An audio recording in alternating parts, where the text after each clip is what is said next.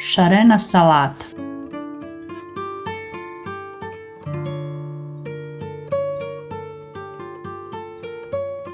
Za ovu salatu obično se koristi povrće koje pretekne od zimnice.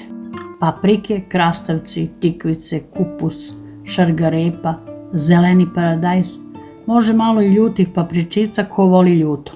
Da bude oko 10 kg povrća ukupno. Povrće odaberite po vašoj želji, ono koje volite vi da jedete.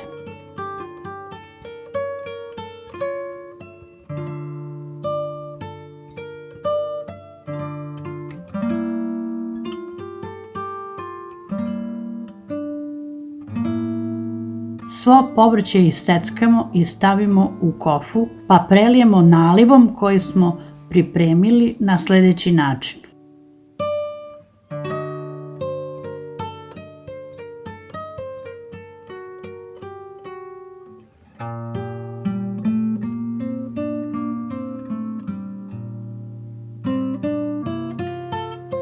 Naliv pripremili na sljedeći način.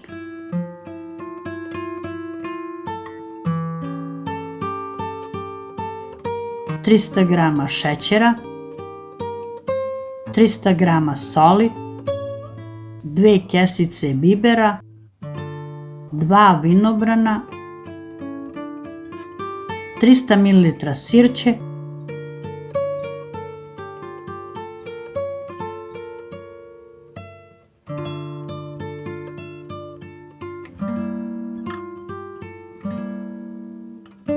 kofu prekrijemo krpom i ostavimo da stoji 24 sata. Povremeno promešajte. U tegle pakujemo kad prođe 24 sata, dobro zbijemo i zatvorimo.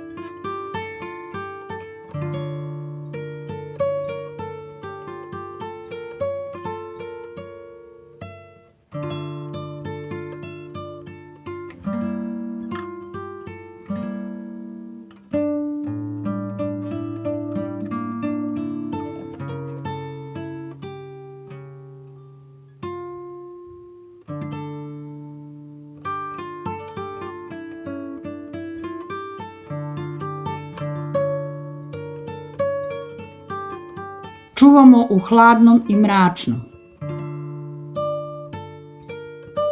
Ova salata može da se koristi kad odstoji 15 dana.